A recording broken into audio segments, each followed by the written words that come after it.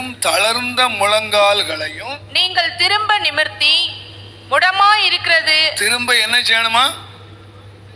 நிமிர்த்தணுமா? திரும்ப நிமிர்த்தி முடமாய் இருக்கிறது பிசகி போகாமல் சொஸ்தமாகும்படி, அதாவது நிமிர்ந்து நிற்கத்தக்கதாக எதை சீர்படுத்தணும்? வழிகளை, முழங்கால்களை. திரும்ப வாசிங்க. நெகிழ்ந்த கைகள், கை நெகிழ்ந்து போச்சு. தளர்ந்த முழங்கால்கள் நீங்கள் திரும்ப நிமிர்த்தணும். எதை நிமிர்த்தணும்னா கையை நிமிர்த்தணும், காலை நிமிர்த்தணும். திரும்ப நிமிர்த்தி முடமாயிருக்கிறது பிசகி போகாமல் சொஸ்தமாகும்படிக்கு உங்கள் பாதங்களுக்கு வழிகளை செவ்வைப்படுத்துங்கள். அப்போ முழங்கால்கள் பிசகி போச்சு, முழங்கால்கள் நிமிர்ந்து நிக்க முடியல. இப்போ முழங்கால் நிமிர்ந்ததுனால வழியெல்லாம் சீர்கட்டு போச்சு. அப்ப நிமிர்ந்து நிக்கணுமானா ஒரு மனுஷன் எதை சரிப்படுத்தணும்னு சொன்னா எதை சரிப்படுத்தணும்? முழங்கால நிமித்தணும். முழங்கால நிமித்தாம என்ன செய்ய முடியாது? சொல்லுங்க. நிக்கலாம், என்ன செய்ய முடியாது? நிமிர்ந்து நிக்க முடியாது. சிலர் சொல்லுவாங்க, பாஸ்டர் நல்லா நிமிர்ந்து நிக்கிறாரு, நிமிர்ந்து நடக்கிறாரு, நடக்க முடியல, எல்லாம் முழங்கால் பிசகி போச்சு. மற்றதெல்லாம் ரைட்டா தான் இருக்கு. முழங்கால் வலி வந்ததுல இருந்து இப்ப என்ன செய்ய முடியல? நிமிர்ந்து நடக்க முடியல. கொஞ்சம் வலி, கொஞ்சம் அப்படியே. பிரச்சனை எங்கேயுமே இல்லை சரீரத்துல. முட்டி கால்ல பிரச்சனை வந்த உடனே ஆளை என்ன செய்யுச்சுன்னா கொஞ்சம் குறிய வச்சிருச்சு, கொஞ்சம் அந்த கம்பீரெல்லாம் போயிடுச்சு. இப்ப நிமிர்ந்து நடக்க முடியும்.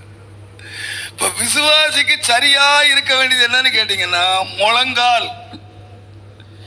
எந்த விசுவாசிக்கு முழங்கால் பிசகி போச்சோ அவன் எங்க நடக்க முடியாது. ஆமா, முழங்கால மாத்திரம் பிசக விட்டுறாத. எத்தனை வருஷமானாலும் சாகுற வரைக்கும் முழங்கால மாத்திரம் பிசகி போச்சுன்னு சொன்னா நட கம்மி ஆயிடும், நிமிர்ந்து நடக்க முடியாது. நம்ம நிமிர்ந்து இன்றைக்கு நிறைய உபதேசம் வந்துருச்சு. ஜெபம் வேணாம், முழங்கால் வேண்டாம், முட்டிக்கால் வேண்டாம். நீ முட்டிக்கால் என்றைக்கு பிசகி போச்சோ உன் நடையும் பிசகி போச்சு, நிமிர்ந்து நடக்கவே முடியாது. அதனால வேதம் என்ன சொல்லுதுன்னா, பிசகி போன அந்த முழங்கால்களை என்ன செய்யுங்கன்னு கேட்டீங்கன்னா திரும்ப நிமிர்த்துங்க. உங்க ஜெப வாழ்க்கையை திரும்ப நிமிர்த்துங்க, முழங்கால திரும்ப நிமிர்த்துங்க. நீங்க நிக்கணும்னா, நீங்க நின்னு போகணும்னா, நீங்க நிமிர்ந்து நடக்கணும்னா, உங்களை நிமிர்ந்து நடக்க பண்ற என்னன்னு கேட்டீங்கன்னா முழங்கால் பிசகி போச்சுன்னா நீங்க நிமிரவே முடியாது, நடக்கவே முடியாது, நிமிர்ந்து நடக்க முடியாது. அப்ப ஆவிக்குரிய வாழ்க்கையில, ஒரு மனுஷனுடைய வாழ்க்கையில, ஒரு ஆவிக்குரிய வாழ்க்கையில மிக முக்கியமானது என்னன்னு கேட்டீங்கன்னா ஜெபம், முழங்கால். இந்த முழங்கால்ல அவன் ரொம்ப கவனமா இருக்கணும். இன்னைக்கு நிறைய பேர் முழங்கால் பிசகி போச்சு, முழங்கால் இல்லாமலே போச்சு, ஆனாலும் சிங்கமா நின்றுகிட்டு இருப்பாங்க. ஆனா சீக்கிரமா அழிவு வந்துடும். அதனால்தான் ஆண்டவர் சொன்னார், நீங்கள் சோதனைக்கு உட்படாத படிக்கு 1 மணி நேரமாவது ஜெபம் பண்ணுங்கப்பா. At least 1 hour. கிறிஸ்தவ வாழ்க்கையில 1 மணி நேரம் கூட ஜெபம் பண்ணாதவன் விசுவாசியே இல்லை,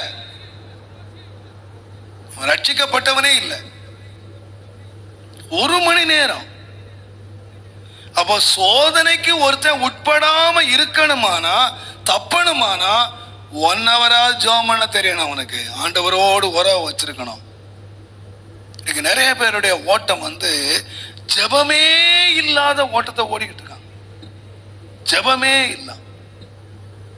முழங்கால மாத்திரம் பெசக விட்டுறக்கூடாதுங்க, முழங்கால மாத்திரம் குறைவா நினைச்சிடாதீங்க. ஒரு உண்மையான ஒரு தேவனுடைய பிள்ளைக்கு பலம் எங்க இருக்குன்னு கேட்டீங்கன்னா முழங்கால இருக்கு, முட்டிக்கால இருக்கு. அப்போஸ்தலனாகிய பவுல் சொன்னார், பிதாவாகிய தேவனுக்கு முன்பதாக முழங்கால் படியிட்டு எல்லா வல்லமையாலும் பலப்படுவதற்கு நான் என்ன செய்தேன்னு கேட்டீங்கன்னா, முழங்கால் படியிட்டு. கர்த்தருடைய பிள்ளைகளாகிய நாம் நம்முடைய முழங்கால் வாழ்க்கையை குறித்து ரொம்ப கவனமா இருக்கணும். நம்முடைய ஜெப வாழ்க்கையை குறித்து ரொம்ப கவனமா இருக்கணும். அது பிசகி போகவே கூடாது. கர்த்தருடைய தாசனாகி எலியாவை பாருங்க, இந்த பிசகி போனது எதுக்கான்னு கேட்டீங்கன்னா, நீங்க முந்தின சம்பவங்களை வாசித்தீங்கன்னா சில சிற்றையினால சோர்ந்து போனாங்க. இளைப்புள்ளவர்களாய் நீங்கள் சோர்ந்து போகாதபடிக்கு அதை எழுதித்தான் கீழே எல்லாம் இதெல்லாம் எழுதுகிறார். அப்போ எப்போ நம்முடைய முழங்கால் முடங்கி போகுதுன்னு கேட்டீங்கன்னா, சோறு நம்ம தாக்கும் போது நம்முடைய முழங்கால் முடங்கிடுது. கர்த்தருக்கு முன்பாக நின்ற எலியா சோர்ந்து போய் சாவை விரும்பி போதும் கர்த்தாவேன்னு சொன்னார். பாருங்க, பரிசுத்தவான்கள் எந்த பாதையில போனாங்களோ இல்லையோ இந்த சோர்வின் பாதையில போயிருக்காங்க. சோர்வு அடையாத ஒரு மனுஷன் உலகத்துல இல்லவே இல்லை. நீங்கள் சோர்வு அடைந்து ஆத்துமாக்கள் இளைப்புள்ளவர்களாய் சோர்ந்து போகாதபடிக்குன்னு சொல்லி அவன் பாருங்க, பிசாசு பயன்படுத்துகிற ஒரு பெரிய ஆயுதம் என்னன்னு கேட்டீங்கன்னா சோர்வு. நான் முன்ன கூட சொல்லியிருக்கேன், ஒரு பரிசுத்தவான் ஒரு முறை ஒரு ஆவியில நடத்தப்பட்டார். ஆண்டவர் கொண்டு போனாராம். அவர் ஆவியில கொண்டு போய் ஒரு இடத்துக்கு கொண்டு போனாராம். அங்க கொண்டு போனா என்ன இருந்துச்சுன்னா, சாத்தானுடைய ஆயுத பட்டறைன்னு எழுதிச்சான். முன்னால பெரிய போர்டு, சாத்தானுடைய ஆயுத பட்டறை. அதுல எல்லா ஆயுதங்களும் பளபளன்னு இருக்குதான், பயங்கரமா பளபளன்னு இருக்குதான். ஒவ்வொன்றுலயும் எழுதியிருக்கு. ஒண்ணுல கவலை, ஒண்ணுல என்னெல்லாமோ எழுதி வச்சிருக்கு. ஆனா ஒண்ணு ரொம்ப அதிகமா பயன்படுத்தி அது நல்லா தெரிஞ்சு இந்த ஆயுதம் அடிக்கடி பயன்படுத்தப்பட்டிருக்குன்னு பார்த்தாரா. சாத்தான் இந்த ஆயுதத்தை அடிக்கடி பயன்படுத்தி என்ன ஆயுதம் எட்டி பார்த்தானா, அது கீழே எழுதிச்சான் சோர்வுன்னு எழுதிச்சான். நிறைய பேருக்கு அடிக்கடி பயன்படுத்துறது என்னதான், என்ன பிரதர் ஜெபம் பண்ணி கண்டோம், என்ன பிரதர் கோயிலுக்கு போய் கண்டோம், என்ன பிரதர் ஆண்டவர் கொடுத்து கண்டோம், என்ன பிரதர் ஊழியம் செய்து பார்த்தோம். அந்த என்ன பிரதர்னு போயிடுச்சுன்னா கதை முடிஞ்சு போச்சு, ஜெபம் முடிஞ்சு போச்சு. என்ன ஜெபம் பண்ணி என்னத்தை தான் போய் பார்த்துட்டோம் போ. இந்த மல்லிகாவில் சொல்லுவாங்க, என்ன நம்ம தேடி என்னத்தை கண்டுபிடிச்சிட்டோம் போ. எதையுமே என்ன செய்யல, கண்டுபிடிக்கல.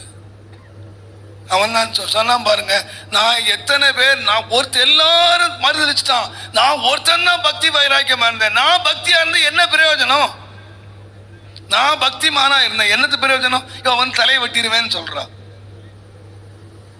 அப்ப இவருக்கு என்ன சோறு வந்துன்னா, நாம இவ்வளவு பக்தியா இருந்து என்னத்தை பார்த்துட்டோம், ஒன்னையும் பார்க்கல, தலை தான் போகுது. இப்போ சோறு வந்த பொழுது நிமிர்ந்து நிக்கல.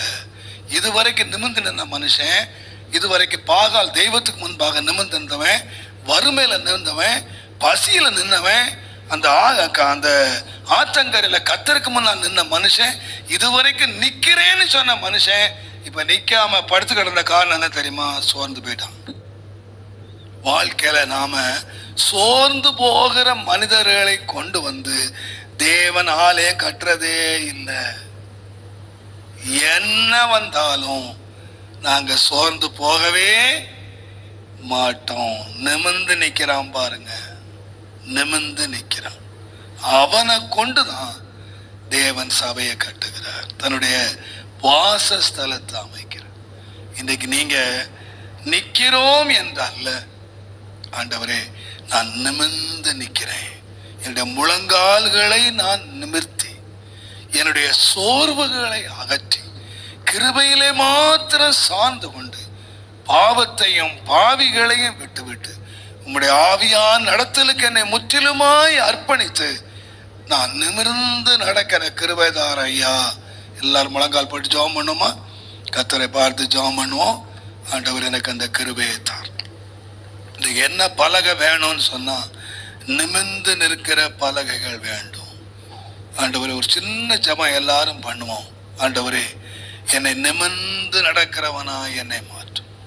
தேவ சமூகத்துல தேவனுக்கு முன்பதாக, மனுஷர்களுக்கு முன்பதாக நான் தலை குனிய கூடாது.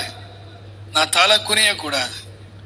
ஆண்டவரே, நான் எப்போது நிமிர்ந்து நடக்கிற ஒரு மனுஷனா, ஒரு தலை குனிவுள்ள ஒரு மனுஷனா இல்லாதபடி என்னை நிமிர்ந்து நடக்க பண்ணுகிறீர் என்று சொல்லி இருக்கிறது ஐயா. ஒரு நம்முடைய சபை ஒரு நிமிர்ந்து நடக்கிற ஒரு சபையாய், மாதிரியான சபையாய் இருக்க வேண்டும். விடுபட வேண்டிய எல்லாவற்றையும் விட்டுப்பட்டு கிருபையிலே மாத்திரம் சார்ந்து கொண்டு எல்லா சோர்வுகளை அகற்றி முழங்கால்களை நிமிர்த்தி தேவ சமூகத்திலே நம்மை தாழ்த்தி என்னை நிமிர்ந்து நடக்க பண்ண ஆண்டவரே. எல்லாரும் ஒரு சின்ன ஜெபத்தை பண்ணுங்க. ஆண்டவரே, உமக்கு முன்பாக நிமிர்ந்து நடக்கிற ஒரு மனிதனாக என்னை மாற்றும்.